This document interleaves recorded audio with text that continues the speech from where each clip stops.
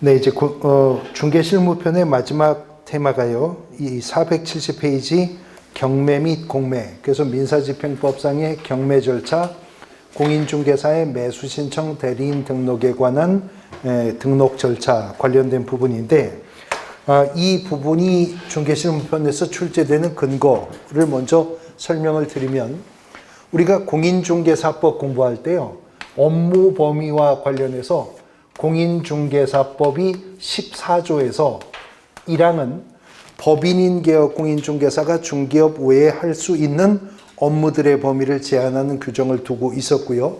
그리고 이어지는 공인중개사법 14조 2항에 이런 규정이 있었어요. 개업 공인중개사는 민사집행법상의 경매나 국세징수법 등의 공매와 관련해서 경공매와 관련해서 권리 분석이나 취득의 알선이나 매수 신청 또는 입찰 신청을 뭐 할 수 있다? 대리요. 매수 신청이나 입찰 신청을 대리를 할 수가 있답니다. 누가 경공매 관련 업무를 수행할 수 있다고요?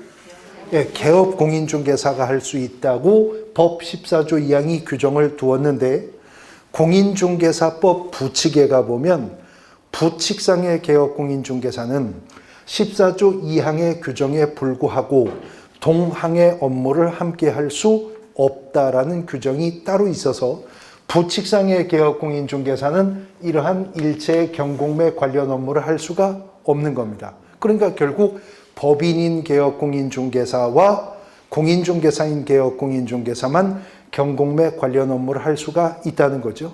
그런데 14조 2항이 그렇게 허용을 하면서 이어지는 공인중개사법 14조 3항이 2항에서 개업 공인중개사에게 경공매 관련 업무를 할 수 있다고 했는데, 2항이 할 수 있다고 한 업무 중에서 민사집행법상의 법원 부동산 경매요. 법원 부동산 경매 대리행위. 이거는 하려면 만약에 변호사나 법무사 자격이 없이 개업공인중개사가 경매 대리를 하려면 대법원 규칙이 정하는 요건을 갖추어서 법원에 등록을 하고 감독을 받아야만 개업공인중개사가 경매 대리도 할 수가 있다는 거죠. 그래서 중개실무편에서는 민사집행법상의 경매 절차와 관련해서 한 문제, 경매 대리 업무를 개업공인중개사가 수행하기 위해서 사전에 밟아야 할 대법원 규칙상의 등록의 요건과 절차 등에서 한 문제, 이렇게 고정적으로 두 문제가 경공매 관련해서 문제가 출제가 되게 되는 것입니다. 자, 먼저 경매가 무엇인지에 대해서 기초 내용들 좀 설명을 드릴 건데요. 넓은 의미에서 말했을 때 이 경매라고 하는 것은 하나의 매매 방식을 말하는 거예요. 공개, 경쟁, 매각 이런 뜻의 준말입니다. 그래서 원래 경매라는 말은 아주 넓은 의미에서 보면 어떤 물건에 대해서 매도인이 다수의 매수 청약자들에게 공개적으로 매각 의사를 표하고 그들 중에 가장 높은 금액으로 매수하겠다는 자에게 승낙을 하여 거래하는 방식을 경매, 넓은 의미에서 말했을 때 경매는 그런 의미를 갖는 겁니다. 그런 의미로 봤을 때 경매의 반대말이 뭘까요? 그런 의미로서의 경매의 반대말이 수의계약이라는 거죠. 수의계약. 수의계약에 대응하는 개념으로 경매라는 표현을 씁니다. 근데 이런 경매 중에서는요, 사경매라고 하는 것이 있습니다. 이 사경매라고 하는 것은 골동품이나 미술품이나 유명인사의 유품이나 이런 것들이 사경매 시장에서 호가제 방식으로 이루어지는 거, 그거 우리가 경매라고 하죠. 가락동 농수산물시장, 노량진 수산시장 매일 새벽 경매하잖아요. 그런 것을 사경매라고 하지만 중개실무 쪽에서 이제 출제가 되는 경매는 협의의 경매로서요. 지금 민사집행법 언급했었죠. 이 민사집행법이라고 하는 법의 근거에서 행해지는, 법원에서 행해지는 법원 부동산 경매만 한정해서 우리 중개실무에서 이제 공부를 하는 것입니다. 근데 법원 부동산 경매는요, 민사집행법이라고 하는 법에 근거해서 행해지는 경매인데, 원래는 경매 절차는 민사소송법이라는 법에 강제집행 편이 있었거든요. 거기에 의해서 운용되어 오다가 경매 절차 활성화를 목적으로 민사소송법의 강제집행편을 또 하나의 독립한 법률로 분리 독립을 합니다. 그게 바로 민사집행법이에요. 그래서 민사집행법에 의한 법원 부동산 경매에 대해서 이제 우리가 공부하게 되는데, 민사집행법상 법원 부동산 경매는 딱 두 가지 종류의 경매가 있어요. 하나는 임의 경매라고 하는 경매가 있고, 그 다음에 또 하나는 강제 경매라고 하는 경매가 있습니다. 그래서 법원 부동산 경매는 임의 경매 아니면 강제 경매, 강제 경매 아니면 임의 경매, 둘 중에 하나인데, 이 임의 경매라고 하는 것은 담보물권이 경매 신청권 가지고 있잖아요. 그 담보권 실현의 절차로서 이루어지는 경매를 임의 경매라고 합니다.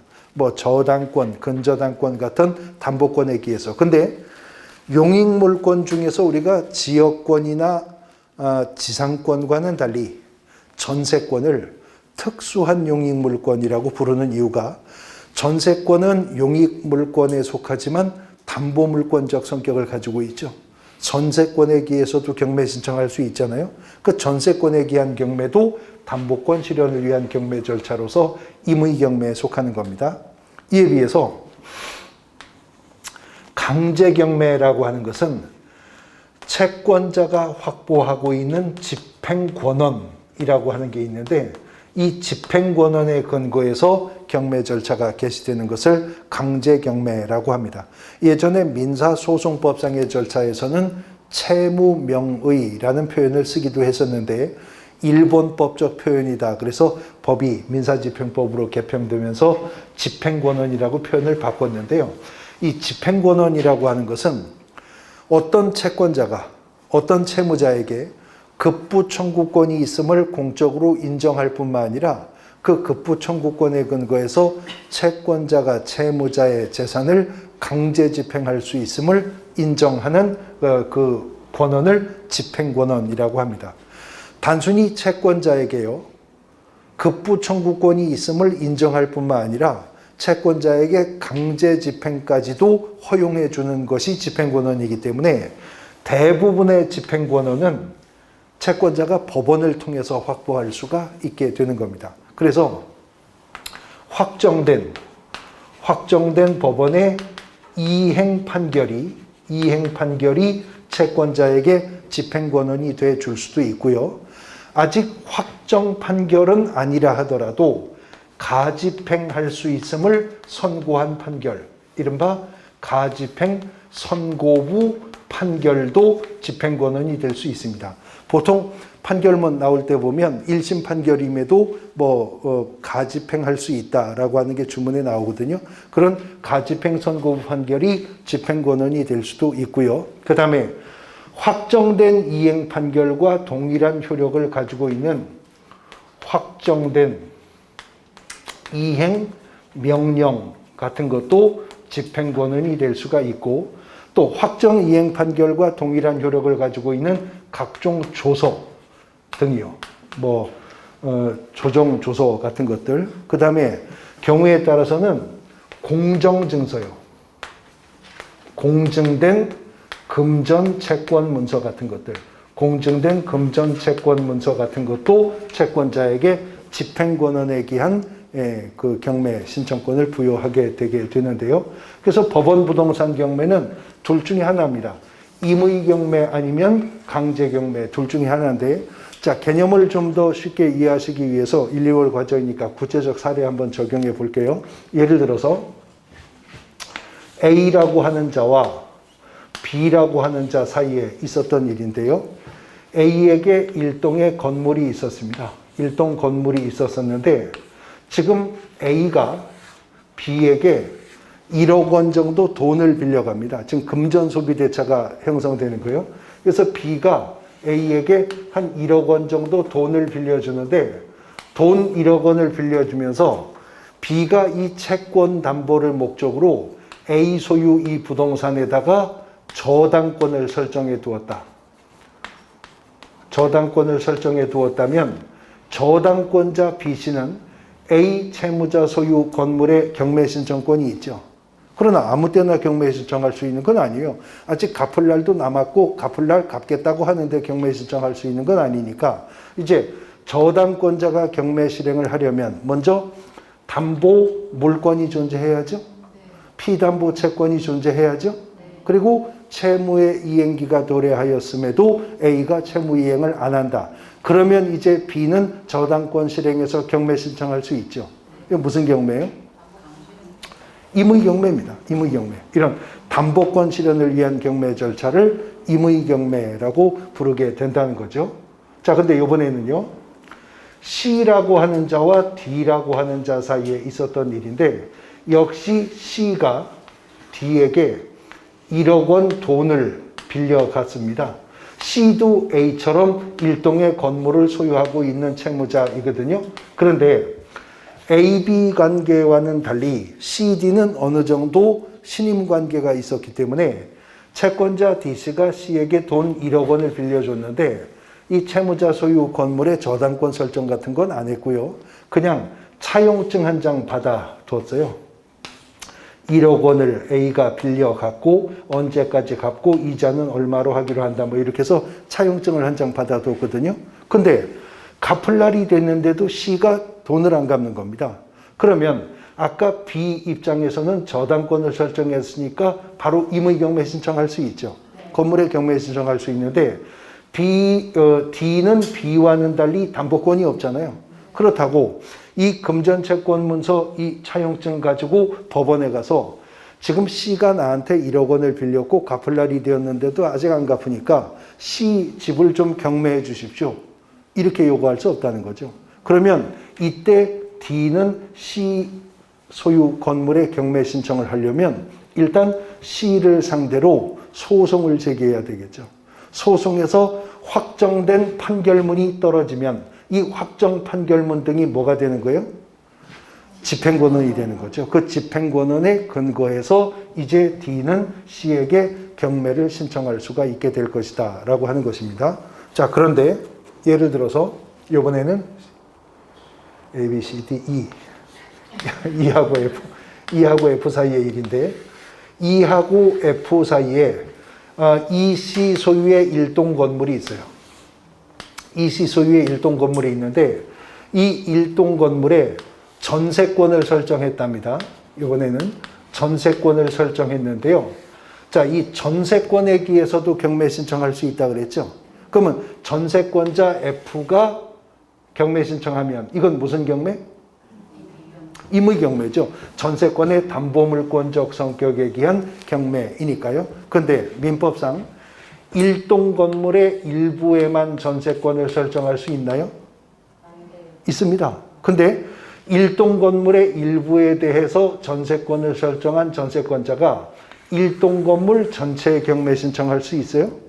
없는 것이죠. 근데 일동 건물의 일부의 전세권을 설정한 자가 건물 전체에 경매 신청할 수 없다는 것은 그 전세권에 기해서는 임의경매 신청할 수 없다는 것입니다. 그런데 이 전세권자가 전세권 설정자를 대상으로 전세금 반환 청구 소송 제기할 수 있죠. 거기에서 승소해서 확정 판결을 받게 된다면 그게 뭐가 되는 거예요? 집행권원의 일이니까 그때는 집행권원에 기해서 강제 경매는 신청할 수 있게 된다는 겁니다. 그럼 이번에는 EF, GH, G하고 H인데 이번에는 GC에게 일동의 건물이 있는데 이게 이번에는 주택이었었대요. 주택이었었는데 G하고 H 사이에 주택 임대차 계약이 체결이 되었다는 겁니다. 그래서 G가 임대인, H가 임차인입니다. 임대인과 임차인 간의 주택 임대차 계약이 체결되었고 아직 뭐 민법에서 증도 안 나갔다고 하지만 우리가 방금 전 시간에 본 것만 지금 제가 사례를 들게요. 임차인 H씨가 임대차 계약을 체결하고요. 그 주택을 G로부터 인도받고 그 지역 주민센터에 가서 전입신고를 했답니다. H씨가. 그러면 이제 H씨에게 뭐가 생긴다? 대항력이 생깁니다. 대항력이. 자, 이렇게 대항력을 확보 유지하고 있는 상태에서 H씨가 G씨에게 임대차 계약 기간 종료 몇 달 전에 갱신 거절 통보했어요. 이제 2달 있으면 임대차 계약 기간 끝나는데 저는 더 살 생각이 없으니 보증금 반환해 주십시오. 근데 임대차 계약 기간이 경과했음에도 임대인이 보증금을 반환해 주지 않습니다. 그러면 대항력 확보하고 있는 임차인은 임차주택 경매 신청할 수 있을까요? 할 수 없어요. 대항력이라는 것은 임차주택이 경매 처분되었을 때 낙찰자에게도 계속 임차권을 주장할 수 있는 힘이지 적극적으로 임차 물건 경매 신청할 수 있는 힘은 인정되는 게 아닙니다. 그냥 임차권을 주장해서 계속 거주할 수 있는 힘일 뿐이죠. 그러면 주택의 인도와 전입신고를 맞추어서 대항력을 확보한 임차인이 임대차 계약증서 원본에 동사무소 가서 주민센터 가서 확정일자도 받아두었답니다. 그럼 뭐가 생기죠? 우선 변제권이 발생하죠. 그러면 대항력과 우선 변제권을 겸유하고 있는 임차인이라면 임대차 계약 기간이 경과하였음에도 임대인이 보증금 반환해 주지 않을 때 임차주택 경매 신청할 수 있을까요? 할 수 없어요.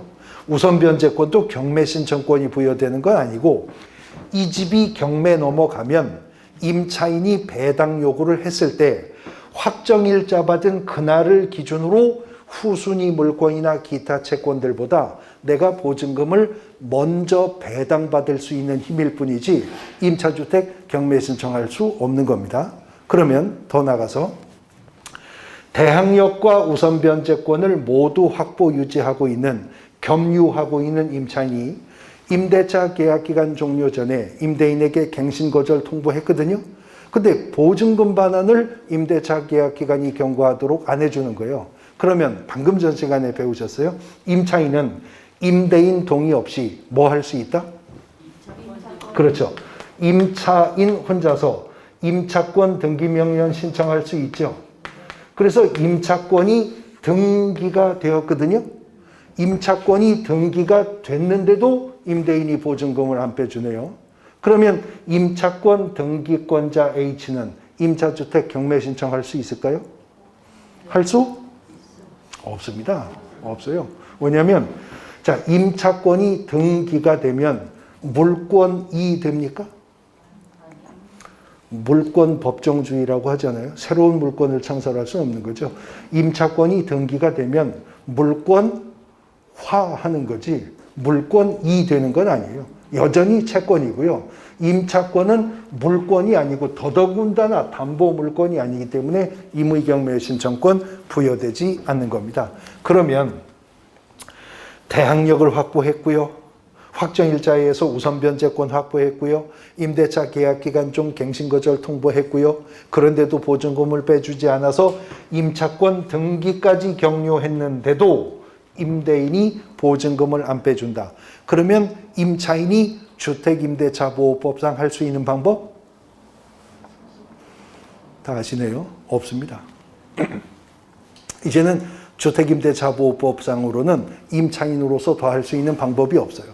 그러면 임차인은 주임법상으로는 더 이상 할 수 있는 방법이 없으니까 임차인이 임대인을 상대로요. 보증금 반환 청구 소송 제기해야죠.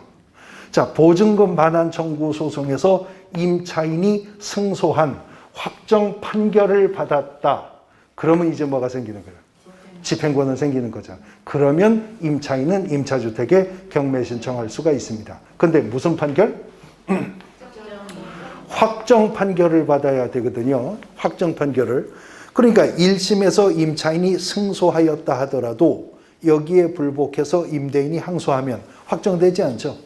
최종 확정 판결 받는데 몇 년이 걸릴지도 몰라요. 고등법원 상소까지 하면 몇 년, 대법원 항고까지 하면 이게 몇 년이 걸릴지도 모르죠. 근데 보다 좀 용이한 방법이 이행명령이에요. 임차인이 이행명령을 신청했는데 법원이 임대인에게 지급명령을 내렸거든요. 근데 지급명령이 떨어지고 2주가 지나도록 거기에 대해서 임대인이 이의 신청을 안 하면 그 이행명령 확정됩니다. 그럼 그게 뭐가 돼요? 집행권은 되니까 거기에 대해서 이제 경매 신청할 수 있죠. 근데 2주 안에 임대인이 나 이런 정당한 사유가 있어서 보증금 안 빼주는 겁니다. 이의 신청하면 이행명령도 확정되지 않는 거죠. 최종 확정 판결까지 가야 된다고요. 근데 이론상으로는 G씨와 H 사이에 임대차 계약이 체결되었는데요. 그러면 G씨와 H 사이에 임대차 계약서를 작성할 수 있잖아요. 근데 임대차 계약서에다가 H씨가 임대인 G의 동의를 얻어서 특약을 하는 겁니다. 임대차 계약 기간이 경과하여도 보증금 반환이 이루어지지 않는 경우에는 임차인은 임차주택을 경매 신청할 수 있기로 함. 이런 내용을 임대인과 합의해서 특약으로 작성해서 이 임대차 계약서를 뭘 하면? 그렇죠. 공증을 받아두었다면요. 이 공증된 금전 채권 문서가 뭐가 된다고요? 그 집행권원이 되는 거예요. 그러니까 우리가 일상생활에서 채권자가 문서에 공증받는 이유가 뭐겠어요? 가장 주된 이유가 법원을 통하지 않고 나중에 바로 경매 신청 들어갈 수 있는 집행권원 확보할 목적으로 대부분 공증이라고 하는 걸 봤습니다. 그러니까 이론상으로 이런 내용이 기재된 계약서에 공증을 받아두었다면 임차인은 바로 임차주택 경매 신청할 수 있죠. 그런데요, 이론이 그렇지. 아니 방 새 안 넣고 말지 무슨 계약서에다가 내가 계약기간 끝났는데 보증금을 못 빼주면 내 집을 임차인이 경매 신청할 수 있기로 합니다. 그렇게까지 특약을 해서 그걸 공증까지 해서 방 새 놓는 건물주가 어디 있어요? 없잖아요. 그러니까 이론상 그렇지 이렇게 해서 경매 신청 들어가는 거는 상당히 어렵다는 것입니다. 어쨌거나 그래서 중개실무 기출문제인데 이런 문제가 출제된 적이 있어요. 주택 임차인이 임차주택의 경매를 신청하는 경우에는 강제 경매의 모습을 띠게 된다. OX? O죠. 임차인이 임차주택의 경매를 신청하려면 어떤 형태로라든 뭐가 있어야 돼요?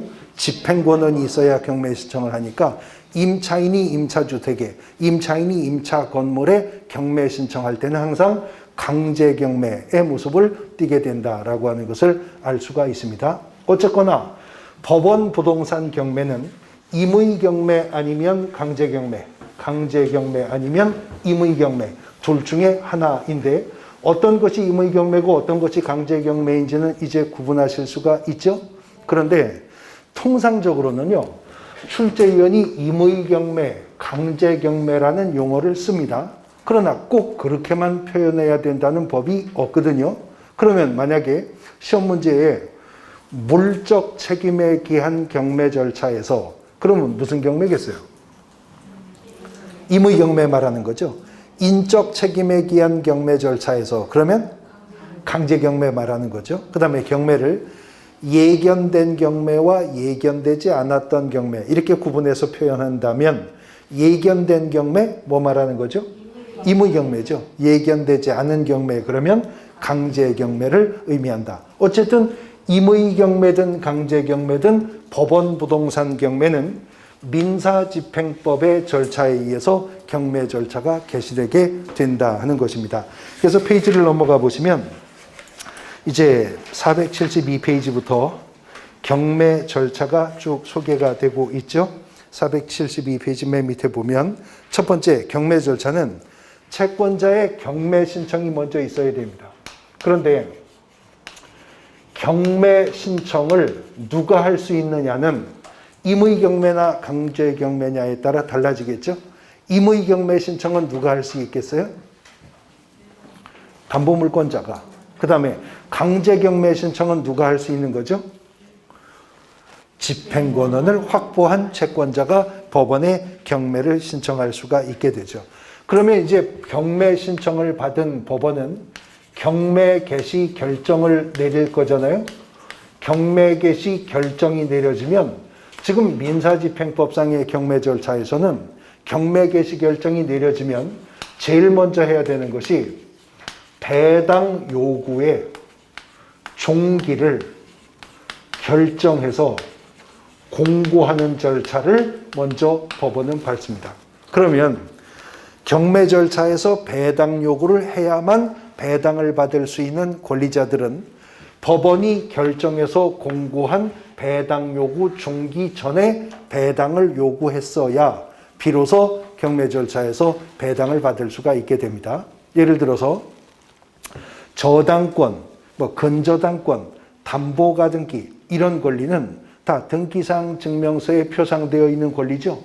당연히 배당되는 권리예요. 배당 요구할 필요가 없는 권리입니다. 그러나 배당 요구를 해야만 배당에 참여할 수 있는 권리자들도 있습니다. 예를 들어서 아까 임차인이 주택의 인도와 주민등록 전입신고를 맞춘 상태에서 임대차 계약서의 확정일자를 받으면 뭐가 생긴다고요?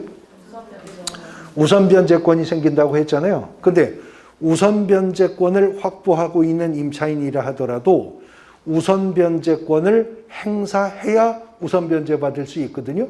우선변제권을 행사한다는 것은 자기가 거주하는 주택이나 영업하는 상가 건물이 경매 처분되었을 때 법원이 결정해서 공고한 배당 요구 종기 전에 배당을 요구하는 걸 의미합니다. 그래야 배당 요구한 임차인이 확정일자 받은 그날을 기준으로 후순위 물건이나 기타 채권보다 보증금 먼저 배당을 받을 수가 있게 되는 겁니다. 근데 아까 주임법 상임법상 소액 임차인들은 확정일자가 없어도 그냥 대항력만 확보하고 있다면 보증금 중에 일정액은 최우선 변제된다 그랬죠. 최우선 변제권은 심지어 당의 국세, 지방세, 세금보다도 먼저 준다 그랬잖아요.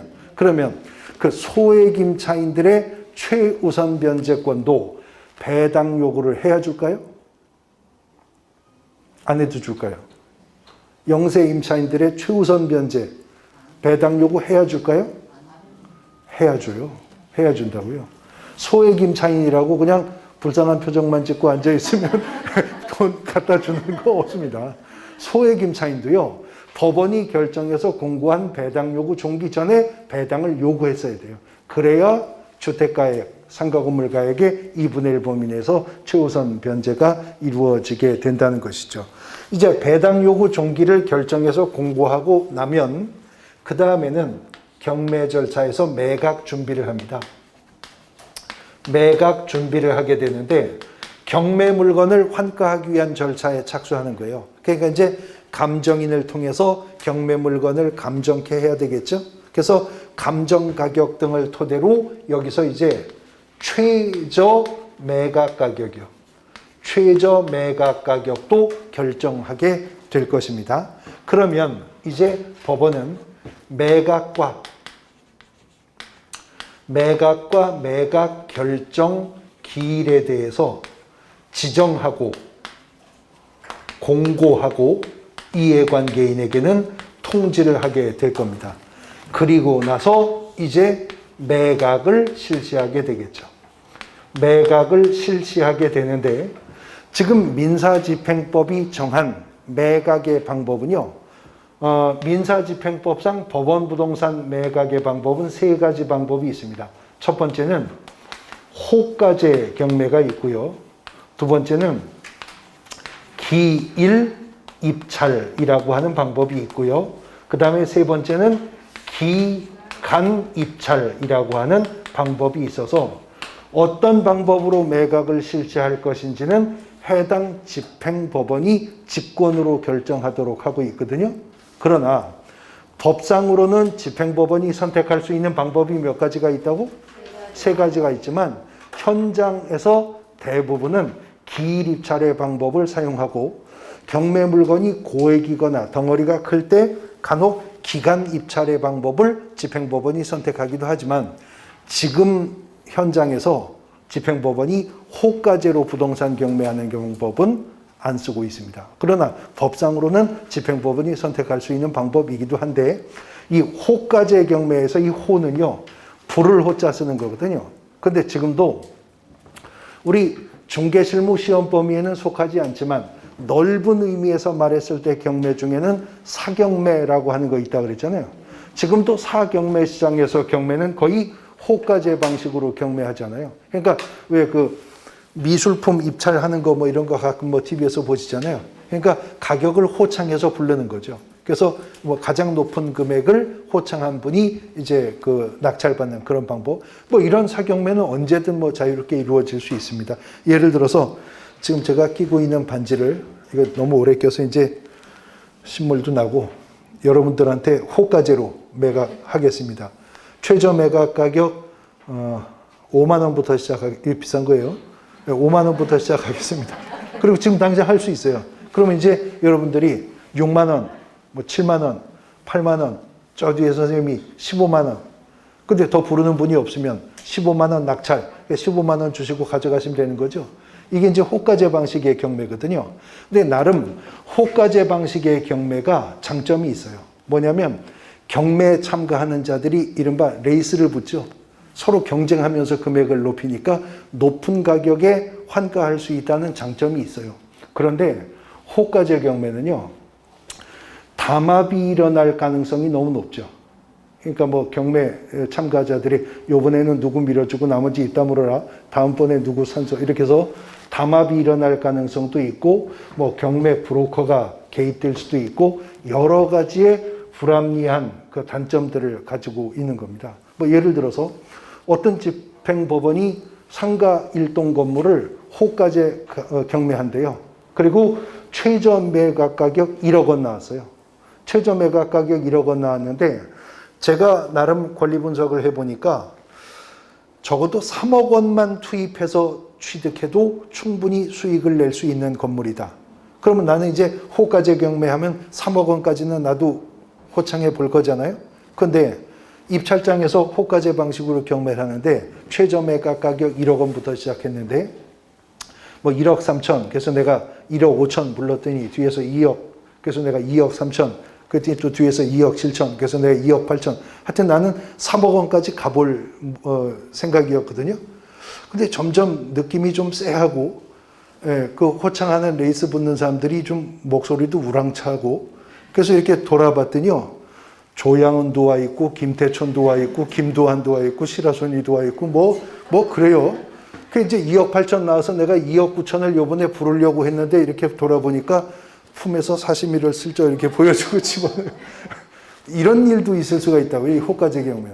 그래서 지금 대부분은 입찰을 한다. 기일 입찰을 하는데 덩어리가 크면 최초 일주일로부터 최장 1월에 기간을 정해서 기간 중에 매수 신고들을 하고 기간이 경과하면 최고가 매수 신고인을 결정하는 기간 입찰의 방법도 실시할 수 있습니다.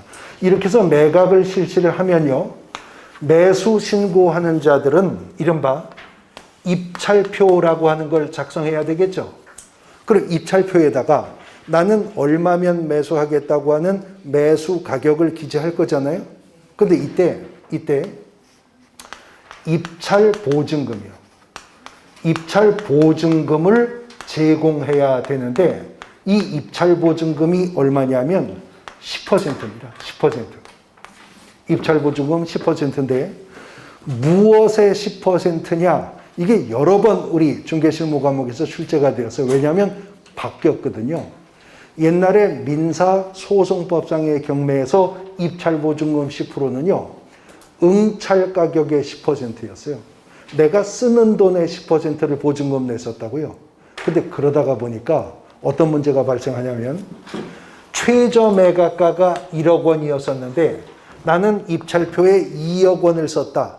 그러면 옛날에는 입찰 보증금 얼마? 옛날에는 응찰가의 10%가 입찰 보증금이었으니까 2천만 원 내야죠. 근데 1억 8천을 쓴 사람은 1,800 내겠죠. 1억 5천 쓴 사람은 1,500을 내겠죠. 그러니까 매수 신고인들이 내는 입찰 보증금 액수가 천차만별이었겠네요. 그러니까 경매 절차가 복잡할 뿐더러 결정적으로 무슨 문제가 생기냐면 입찰장에 온 사람이 얼마 찾아왔는지 알면 그 사람이 얼마 쓸지 아는 거잖아요. 그러면 뭐 예를 들어 은행 직원까지 연결되어서 입찰장에 온 사람의 인출 금액을 다 확인할 수 있는 사람이 있다면 지금 1,800만 원 인출금이 최고 인출금이야. 여기 온 사람 중에 1,800만 원이니까 우리 1억 9천 써보자. 뭐 이런 문제가 생길 수도 있겠죠. 그래서 법을 개정해서 민사집행법에서 입찰보증금은요, 최저 매각 가격의 10%입니다. 그러면 입찰표에 2억 원을 썼어도 입찰보증금은 얼마 내는 거예요? 1,000만 원 내는 거죠. 네, 최저 매각 가격의 10%를 입찰보증금으로 제공합니다. 자, 그런데 매각을 실시했는데요, 1억 원 이상으로 매수 신고한 자가 한 명도 없어요. 최저 매각 가격 이상으로 매수 신고한 자가 없다. 그러면 이 금액 이하로는 안 넘긴다는 거잖아요. 네, 그래서 민사집행법에서는 1기일 2회 입찰제라는 것도 도입을 했습니다. 입찰을 했는데 최저 매각 가격 이상으로 매수 신고자가 없어도 바로 유찰 선언하지 않고 그날 오후에 그 금액으로 한 번 더 입찰해 볼 수 있다는 거죠. 그래서 1기일 2회 입찰이라고 합니다. 근데 그렇게도 최저 매각 가격 이상으로 매수 신고한 자가 없으면 유찰되었죠. 그럼 경매 절차는 원점으로 돌아가는데 이것을 새매각이라고 합니다. 새매각이라고 합니다. 옛날에는 신경매라고도 불렀어요. 그러면 새매각 절차에서는 전 경매 절차에서 1억 원 이상 쓴 사람이 없었죠. 그럼 금액을 다운시켜야 되겠죠. 이른바 저감률 적용한다고 하는데요. 통상적으로는 20%, 집행법원에 따라 30% 떨구는 경우도 있습니다. 최저 매각 가격 저감해서 다시 이제 경매 절차가 진행돼요. 근데 이번에는 이제 1억 원 이상으로 매수 신고한 자가 있다면 그 중에 최고가 매수 신고인이 나온다면 최고가 매수 신고인을 정하게 되겠죠. 최고가 매수 신고인이라는 게 누구예요? 표현 그대로 가장 높은 금액을 매수 신고한 자가 되겠죠. 근데 예외도 있습니다. 가장 높은 금액을 매수 신고하고도 지위가 밀리는 예외 등도 있는데 다음 과정부터 그 상세한 부분을 설명할게요. 어쨌든 원칙은 가장 높은 금액을 매수 신고한 자가 최고가 매수 신고인이 되겠죠. 그러면 이 최고가 매수 신고인에게 집행법원은요, 매수를 허가할 것이냐 아니면 불허가할 것인가 여부를 결정하는 절차를 거치게 된다고요. 아니, 높은 금액으로, 가장 높은 금액으로 사겠다는데 왜 이런 절차를 또 거치도록 하느냐? 금액은 가장 높은 금액을 썼지만 그자가 이 경매 절차에 참여할 수 없는 자임이 뒤늦게 확인될 수 있죠. 그러면 법원이 매수 불허가 결정 내릴 수도 있어요. 그 다음에 이런 경우가 있을 수 있는데, 토지거래 허가구역의 토지거래 허가 대상 면적의 토지라고 하더라도 민사집행법상의 경매 절차로 취득하면 토지거래 허가 면제됩니다. 토지거래 허가 안 받아도 돼요. 토지거래 허가구역이라고 하더라도. 그런데요, 농지법상의 농지는요, 민사집행법상의 경매로 취득하는 자도 농취증이 있어야 취득할 수가 있거든요. 그런데 농지가 경매 물건이라고 해서 매수 신고인들에게 입찰표에 다 시군위원장한테 가서 농취증 발급받아 첨부해서 내십시오, 이렇게 요구할 필요가 없죠. 왜요? 매수 신고하는 자는 수십 명 이상일 수도 있지만 그 중에 결국 그 농지를 취득할 사람은 그 중에 어느 한 명이니까요. 그러니까 농지가 경매 물건이라고 해서 매수 신고 들어갈 때 입찰표에 농취증을 낼 필요는 없습니다. 그런데 매수 신고인 중에 이제 최고가 매수 신고인이 나오잖아요. 그러면 이 최고가 매수 신고인은 집행본에 농지 취득 자격 증명을 내야 법원이 매수 허가 결정을 내려줄 거예요. 그러면 최고가 매수 신고인이 되었는데 농취증을 발급받지 못해서 못 냈다. 그럼 법원은 어떻게 하겠어요? 매수 불허가 결정을 내리겠죠. 그러면 매수 불허가 결정이 떨어지면 경매 절차는 다시 새매각 절차로 돌아가는데, 차이점은요, 아까 최저 매각 가격 이상으로 매수 신고한 자가 없어서 유찰이 되어서 새매각 절차가 진행될 때는 최저 매각 가격이 떨어진다 그랬죠. 저감률 적용받는다 그랬어요. 그런데 최고가 매수 신고인이 나왔는데 그자가 매수 불허가 결정을 받았기 때문에 세매각 절차가 진행되면 최저 매각 가격은 조감되지 않습니다. 그냥 그 금액 그대로 경매 절차만 새로 시행하게 되는 겁니다. 야, 근데요, 법원 부동산 경매 절차에 들어가서요, 최고가 매수 신고인이 되는 게 어려울까요, 쉬울까요? 생각해 보세요. 법원 경매 절차에 들어가서 최고가 매수 신고인이 되는 게 어렵겠어요, 쉽겠어요? 네? 엄청 쉬워요. 최고가 매수 신고인 되는 거 무지 쉬워요. 어떻게 하면 되니까? 황당하게 높은 금액을 쓰면 되죠. 남들이 생각도 못하는 금액을 써버리면 최고가 매수 신고인은 될 거잖아요. 그러면 그렇게 높은 금액을 쓴다고 다른 매수 신고인보다 지금 입찰보증금 더 내요? 그것도 아니죠. 최저 매각 가격의 10%만 내면 되는 거니까. 그러면 방금 전 사례 같은 경우에 그 농지를 취득할 목적이 아니라 경매 절차를 의도적으로 지연할 목적으로 들어온 자가 최고가 매수 신고인 되는 거 어려울 거 없죠? 황당하게 높은 금액 써버리면 되거든요. 그리고 최고가 매수 신고인 돼요. 그리고 시구면자한테 농취증 발급 신청도 안 해. 원래 안 내려고 들어온 거니까. 그러면 농취증이 안 들어오니까 법원은 어떻게 하겠어요? 세매각 절차로 돌리겠죠.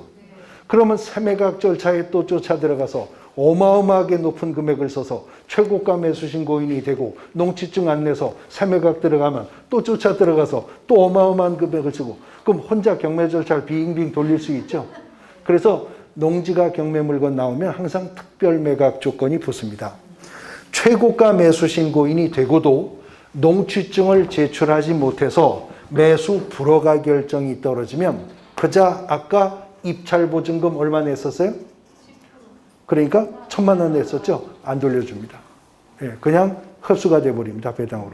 그러니까 농지가 경매 물건이면 내가 농지 취득 자격증을 발받을 수 있는 자격 요건이 되는지 확인해보고 들어가야지 자칫했다가는 입찰 보증금만 날려버리는 문제가 생길 수가 있는 겁니다. 자, 이번에는 법원이 매수 허가를 결정했어요. 그러면 이 법원의 매수 허가 결정에 그 경매 물건에 이해관계가 있는 자는 왜 집행법원은 저자를 매수 불허가하지 않고 허가했느냐, 여기에 불복해서 항고할 수 있습니다.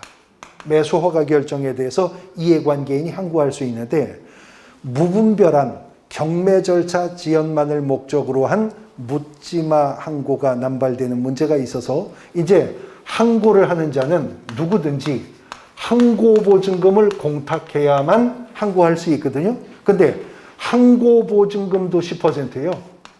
아까 입찰보증금도 10%였죠. 근데 입찰보증금은 뭐의 10%라고? 최저 매각가의 10%잖아요. 근데 항고보증금 10%는 매각 대금의 10%입니다. 매각 대금의 10%. 그러면 최저 매각 가격이 1억 원이었는데 2억 원을 매수 신고한 자가 최고가 매수 신고인이 되어서 그자에게 매수 허가 결정을 내렸더니 이해관계인이 항고한다. 그 사람은 항고보증금 얼마 내야 돼요? 2천만 원 내야 됩니다. 그리고 항고보증금은 그 항고가 각하 또는 기각되면 안 돌려줍니다. 그러니까 자신 있으면 항고하라는 거죠. 경매 절차 지연할 목적으로 항고하면 안 된다는 겁니다. 그러면 항고가 있었으나 각하 또는 기각되었거나 매수 허가 결정에 대해서 항고 자체가 없었다면 이제 법원은 매수 허가 결정을 받은 자에게 대금, 납부, 기한을 정해줍니다. 이것도 바뀐 건데요. 예전에는 대금, 납부, 기일을 정해줬었어요. 대금, 납부, 기일. 그 기일과 기한은 의미가 다른 거 아시죠? 그러니까 예전에는요. 예를 들어서 대금, 납부, 기일, 3월 5일 이렇게 정해주면 지금 최저가 매각 가격 1억 원인데 2억 원의 최고가 매수 신고인으로 매수 허가 결정을 받았다. 그러면 지금 얼마 내면 되죠?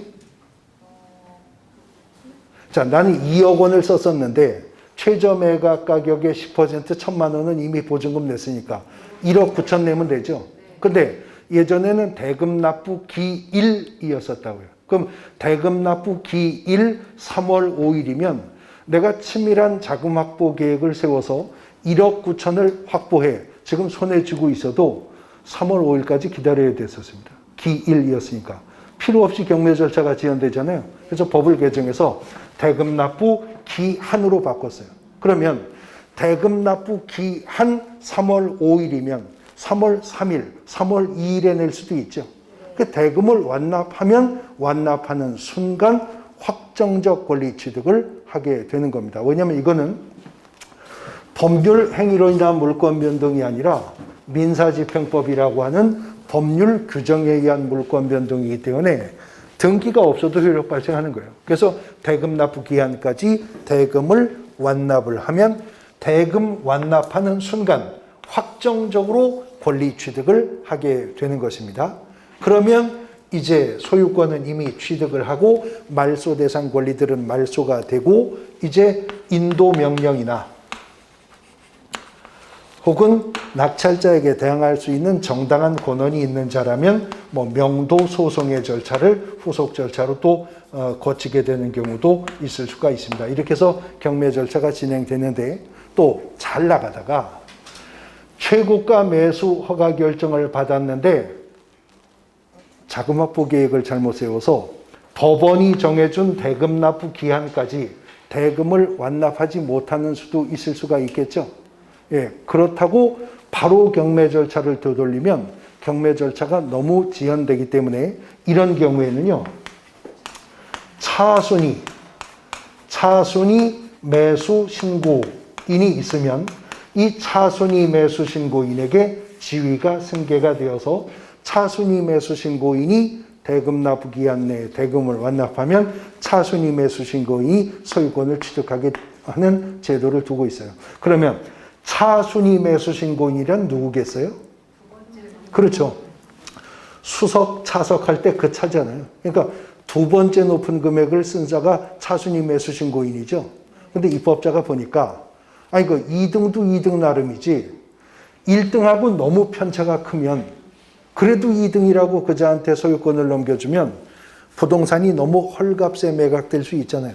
그러니까 예를 들어서 최저 매각 가격이 1억 원인데 2억 원을 매수 신고한 자가 매수 허가 결정을 받고도 대금을 못 냈어요. 근데 그 다음 높은 금액을 보니까 1억 3,500이네.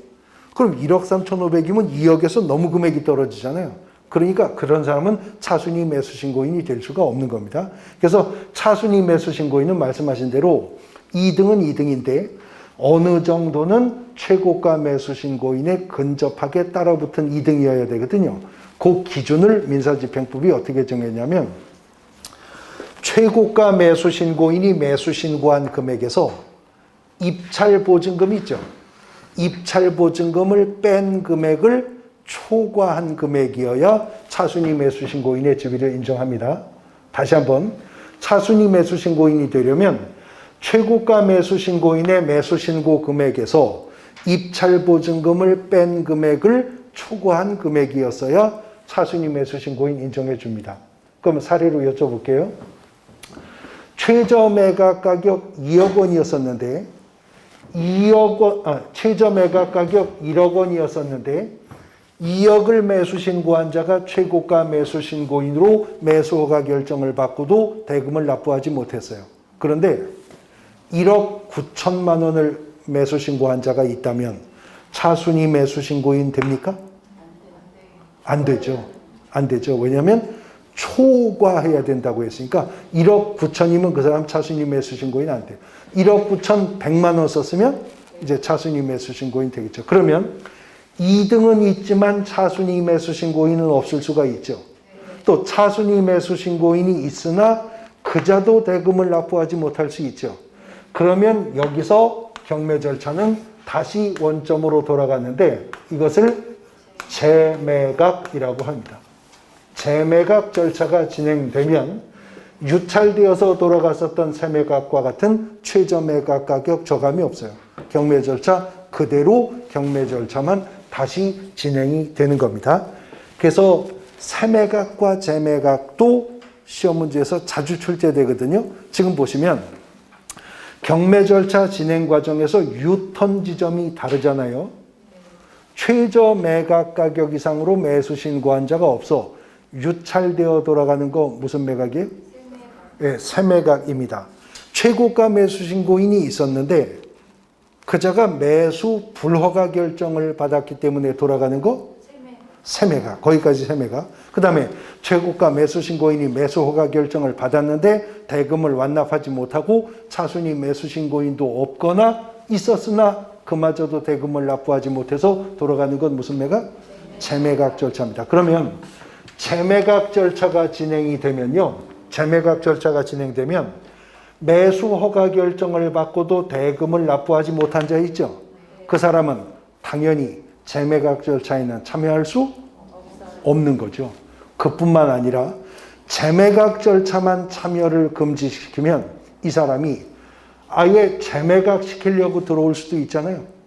그럼 황당하게 또 높은 금액 쓸 거잖아요. 그래서 재매각 절차가 진행되면 전 경매 절차에서 매수 허가 결정을 받아놓고도 대금을 납부하지 못한 자는 아까 입찰 보증금 1,000만 원 낸 거 있죠? 못 받습니다. 그건 날라가 버립니다. 그러니까 매수 신고할 때는 내가 얼마를 써야 최고가 매수 신고인이 될 수 있겠는가 판단할 때 내가 이 금액으로 매수 허가 결정을 받게 되면 법원이 정해준 대금 납부 기한까지 내가 그 돈을 마련할 수 있는 능력이 있는지 자금 확보 계획도 제대로 세워야지. 자칫해서 대금 완납하지 못하면 입찰 보증금만 날려버리고 재매각 절차는 참여도 못하는 불이익을 얻을 수도 있다라고 하는 겁니다. 그러면 현장에서요, 법원 경매가 이루어질 때 세매각이 많을까요? 재매각이 많을까요? 그렇죠. 세매각이 압도적으로 많죠. 보통 몇 번은 유찰되는 경우가 많잖아요. 그러나 재매각 절차는요, 그렇게 빈번하게 이루어진 절차는 아닙니다. 지금 재매각 절차가 이루어졌다는 건 누군가가 입찰보증금 날려버리는 문제죠. 그러니까 재매각은 그렇게 빈번한 건 아니지만 세매각은 유찰되어서 돌아가는 것은 한 번 경매 절차에서도 몇 번이나 발생하는 문제이기도 합니다. 그런데 경매 사례 등을 보면요, 있을 것 같지 않은 일도 또 실제 경매 사례에서 발생해요. 자, 예를 들어서 이런 겁니다. 최저 매각 가격이 1억 원이었어요. 최저 매각 가격 1억 원 나온 경매 물건인데 제가 보니까 이게 지금 감정가가 어떻게 1억 나왔는지 모르겠지만 2억 원을 투자해서 소유권을 취득해도 충분히 수익이 나올 것 같고 경매 절차에서 상당한 경쟁률이 예고되기 때문에 최저 매각 가격의 2배는 써야 최고가 매수 신고인이 될 가능성이 보여요. 뭐 1억 3, 4천 써가지고는 괜히 경매 절차에 시간만 허비하는 것 같아요. 그래서 나는 2억 원 쓰기로 했어요. 그래도 입찰보증금 얼마 내요?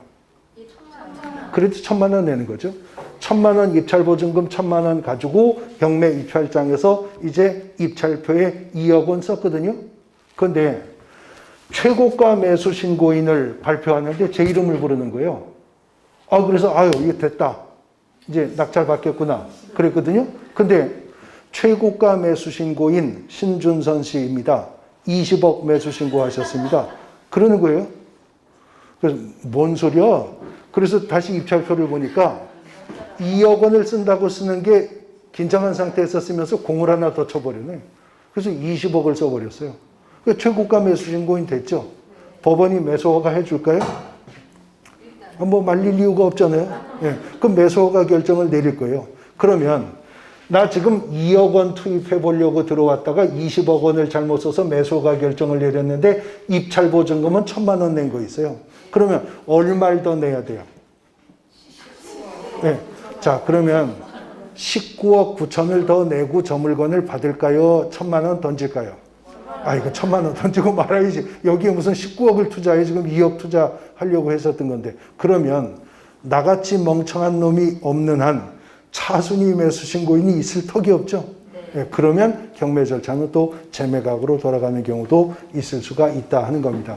개업공인중개사가 이러한 경매 절차에 개입해서 대리 행위를 하려면 대법원 규칙상 등록을 해야 되는데 이 대법원 규칙은요, 공인중개사법을 표준 모델로 만들었습니다. 그래서 대법원 규칙의 등록의 기준, 대법원 규칙의 등록의 결격 사유, 대법원 규칙의 경매 물건 확인 설명 의무, 대법원 규칙상 경매 물건 확인 설명서, 경매 대리했을 때 위민에게 받는 보수, 다 공인중개사법과 그대로 일치해서 만들면서 약간의 차이점을 두고 있어서 그런 부분들은 공인중개사법과 비교하면서 앞으로 내용들 펼쳐보게 될 겁니다. 1, 2월 과정은 설 연휴 때문에 7주 과정으로 공부를 하셨고요. 개별적 중개실무는 다른 과목에서 배우시는 내용이 기초체력으로 이제 갖춰져 있어야 연결할 수 있는 부분들이 있어서 개략적인 내용들만 살펴보셨고 이제 3, 4월 과정부터는 보다 구체적인 사례들도 자세하게 펼쳐보면서 좀 심화 과정으로 진행해 볼 겁니다. 이번 과정은 여기서 마무리하겠습니다. 수고하셨습니다.